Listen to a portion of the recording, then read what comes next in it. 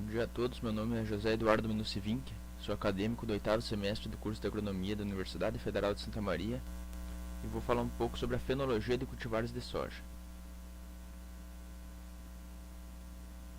Então, o roteiro da minha apresentação será uma breve introdução, um questionamento sobre por que conhecer a fenologia de cultivares de soja e vou falar um pouco também sobre os grupos de maturação e hábitos de crescimento da cultura.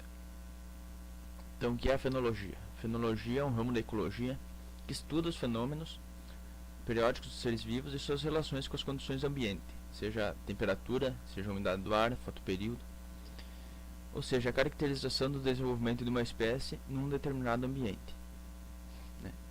Então, para a cultura da soja, foi proposto em 1977 por esses autores, Ferry e Kevins, a escala fenológica da soja.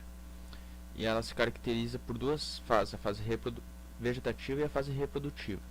Na fase vegetativa nós temos os estádios VE, que é a emergência, VC, que é a emissão do nó cotiledonar, V1, que é a emissão do primeiro nó, V2 é o segundo nó, V3 terceiro nó e assim sucessivamente.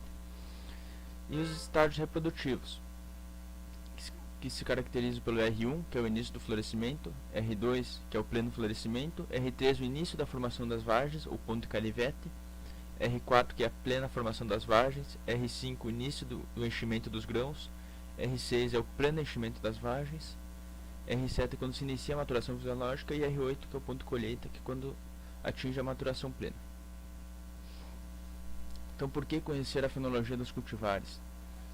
Bom, a gente observa que a partir dos anos 2000, com a introdução dos cultivares transgênicas, houve uma constante mudança no ciclo das cultivares. Começou a se utilizar cultivares cada vez mais precoces e com um hábito de crescimento indeterminado, o que possibilita semeaduras mais antecipadas e mais tardias, ou até mesmo um segundo cultivo no mesmo ano agrícola.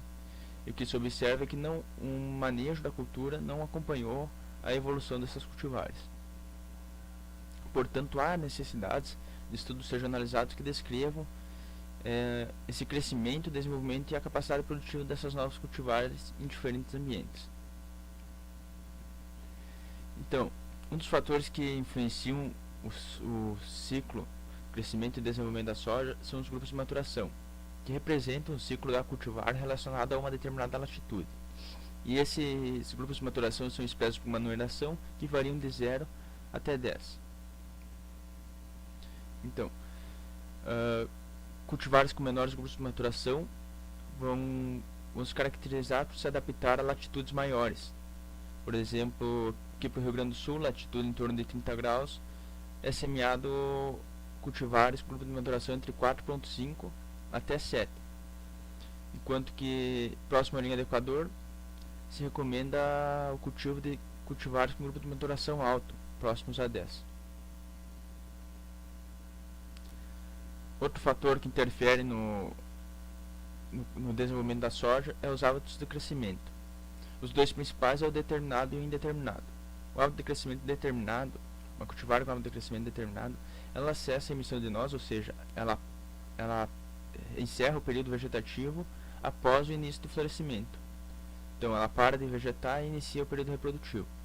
Enquanto que hábitos de crescimento indeterminado, elas se caracterizam por uma sobreposição entre a fase vegetativa e a fase reprodutiva, conforme as figuras.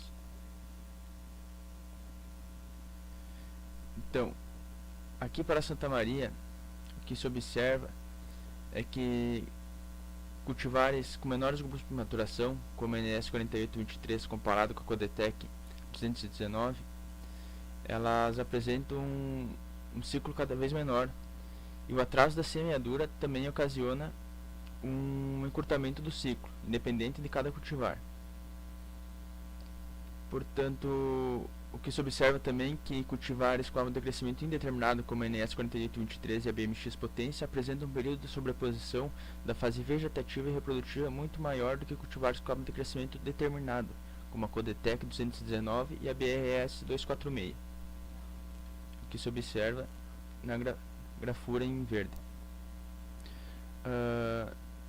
Semeaduras realizadas muito antecipadamente ocorre um prolongamento do ciclo, independente da cultivar. Em todas as cultivares ocorreu isso, sendo que numa mesma cultivar, como por exemplo na Codetec 219, houve uma diferença de 65 dias, só manejando a data de semeadura. Portanto, como conclusão, a gente observa que, dependente do local, ocorre uma redução gradual da duração do ciclo das cultivares, conforme se diminui o grupo de maturação. As cultivares apresentam uma tendência de redução do ciclo, com atraso da época de semeadura. Semeaduras realizadas mais tarde, as cultivares vão apresentar um ciclo mais curto, independente do grupo de maturação. E cultivares indeterminados apresentam uma maior sobreposição da fase reprodutiva e vegetativa. Portanto, essas novas cultivares elas necessitam de uma reeducação das práticas de manejo, principalmente manejo fitossanitário, pois o período de florescimento vai ser maior e o período de enchimento de grãos também, consequentemente, será maior. Seria isso. Agradeço a atenção de todos.